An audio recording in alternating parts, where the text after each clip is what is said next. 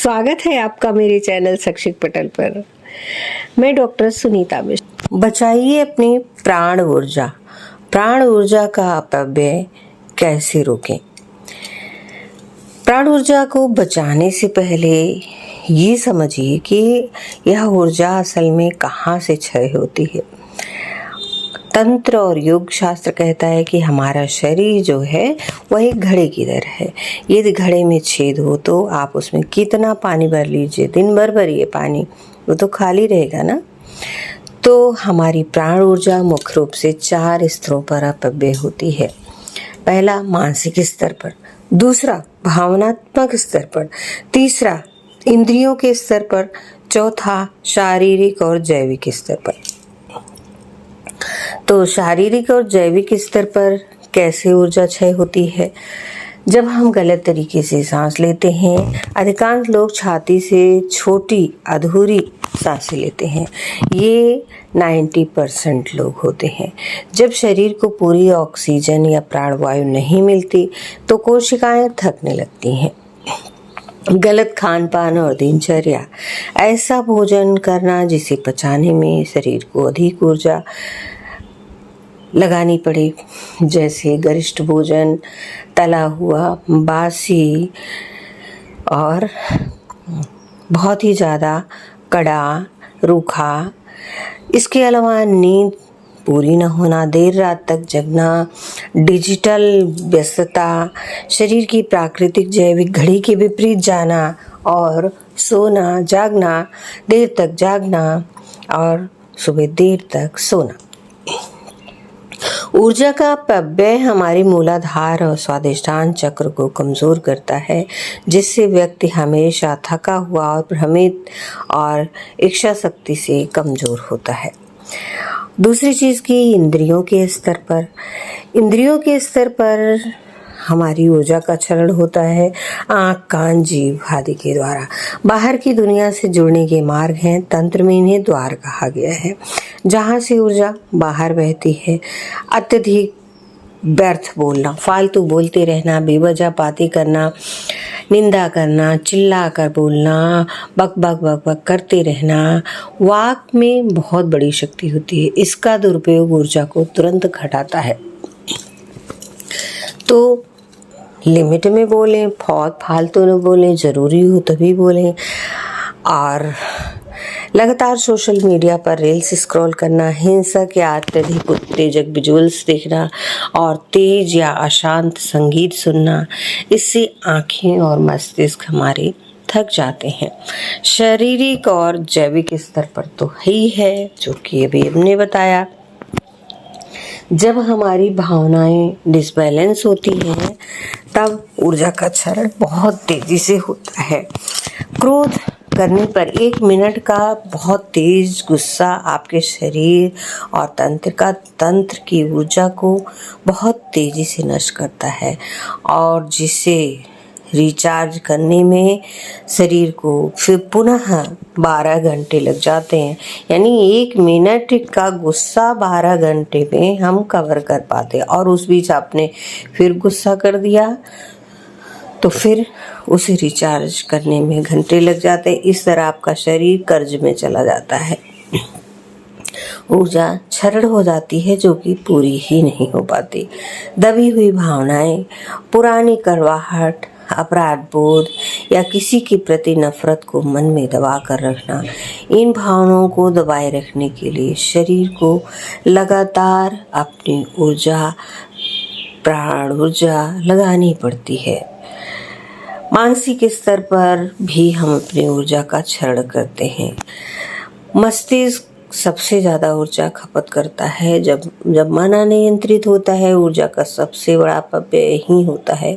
अतीत और भविष्य में जीना, जो बीत गया उस पर पछताना या जो होने वाला है उसकी अत्यधिक चिंता करना, अनावश्यक और अनियंत्रित विचार। एक शोध कहता है कि मनुष्य के दिमाग में रोज 60,000 से ज़्यादा विचार आते हैं। मान के चलिए कि लाखों विचार आते हैं, जिनमें से 99% व्यर्थ होते हैं। यह मानसिक कचरा हमारी प्राण ऊर्जा को सोख लेता है। तुलना और ईर्ष्या, दूसरों के जीवन को देखकर खुद की तुलना करना और मानसिक शांति और प्राण शक्ति दोनों को नष्ट कर देता है। संतुष्टि न रहना, जीवन में जो कुछ मिला है, जैसे मिला है उसमें संतुष्ट न रह के और अधिक पाने की इच्छा में व्यक्ति अपनी ऊर्जा गंवाता रहता है। जो मिला है उसका भी सुख नहीं भोग पाता है। अपनी प्राण ऊर्जा के अपव्यय को कैसे रोकें? प्राण ऊर्जा का अपव्यय रोकना ही आध्यात्मिक और मानसिक प्रगति की पहली सीढ़ी है। हम रोज जाने अनजाने में अपनी ऊर्जा का बहुत बड़ा हिस्सा फालतू की चीज़ों में गंवा देते हैं, और जब हमारी यह ऊर्जा लीक होना बंद हो जाती है तो यह स्वतः ही ऊपर की ओर उठने लगती है, जिससे मानसिक स्पष्टता, तेज और आंतरिक शांति का अनुभव होता है।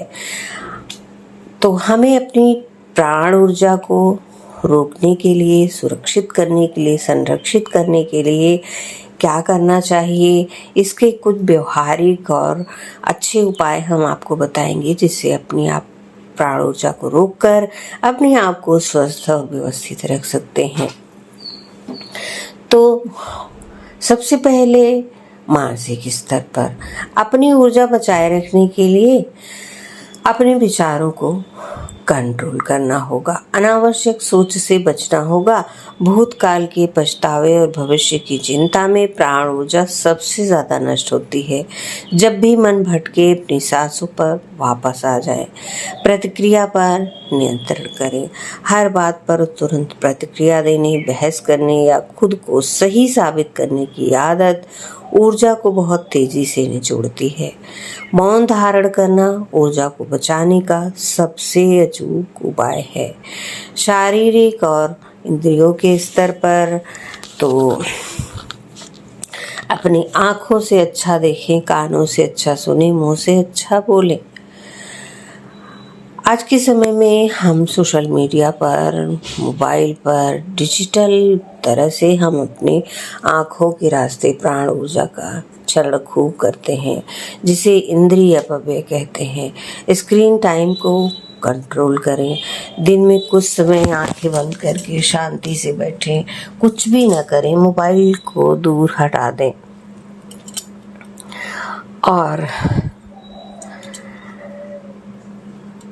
सबसे बड़ी बात है कि अपने प्राणों को, अपने मन को कंट्रोल करने की लगातार कोशिश करें। अनावश्यक सोच से बचें। भूतकाल के पछतावे और भविष्य की चिंता में प्राण ऊर्जा का क्षरण सबसे ज्यादा होता है। तो अनावश्यक सोच से बचें। मन भटके तो सांसों पर वापस आएं। हर बात पर प्रतिक्रिया ना दें। बहस करने से, खुद को सही साबित करने से हमारी ऊर्जा बहुत तेजी से निचुड़ती है। तो मौन धारण करना सबसे अच्छा है। बिना वजह बहुत ज़्यादा बोलने से शरीर की जीवन शक्ति कम होती है। उतना ही बोलें जितना ज़रूरी है। बोलते समय अपनी बातों को तोल मोल कर बोलें। ये हमारे सभी विद्वान कह चुके हैं।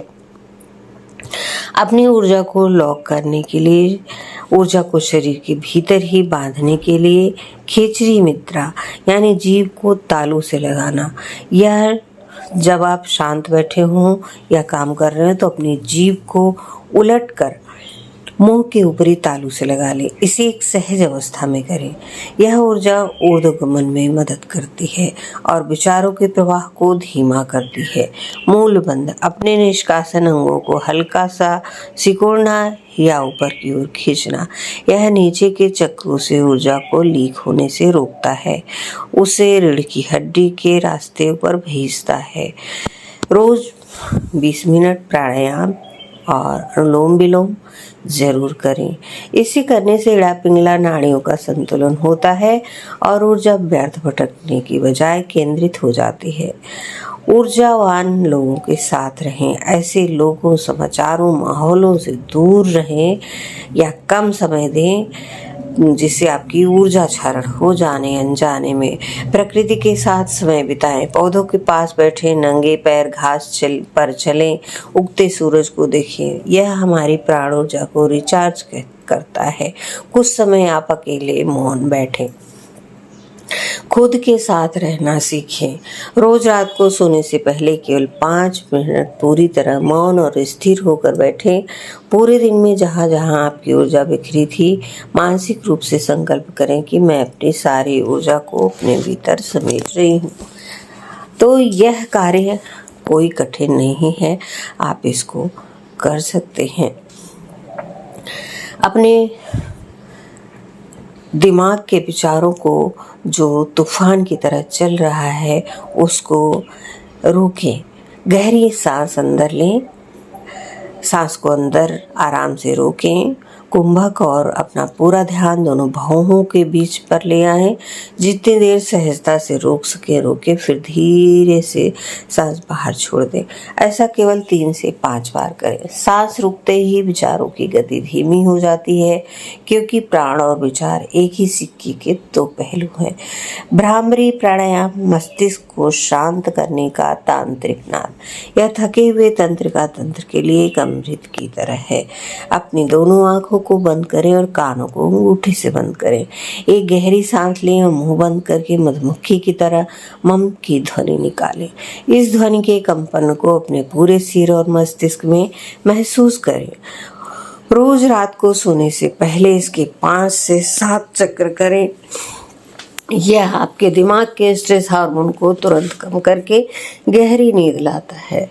ओवर थिंकिंग से निपटने के लिए सबसे बड़ी गलती यह है कि हम विचारों को रोकने की कोशिश करते हैं। आप विचारों से जितना लड़ेंगे उतना ही मजबूत होंगे। विचारों के प्रवाह को एक नदी की तरह बहने दें। आप नदी में कूदने की बजाय किनारे बैठकर उसे केवल साक्षी बनकर देखें। खुद से कहें, मैं विचार नहीं हूँ, यह केवल एक तरंग है जो आ रही है और चली जाएगी। नमक के पानी से पैर धोना।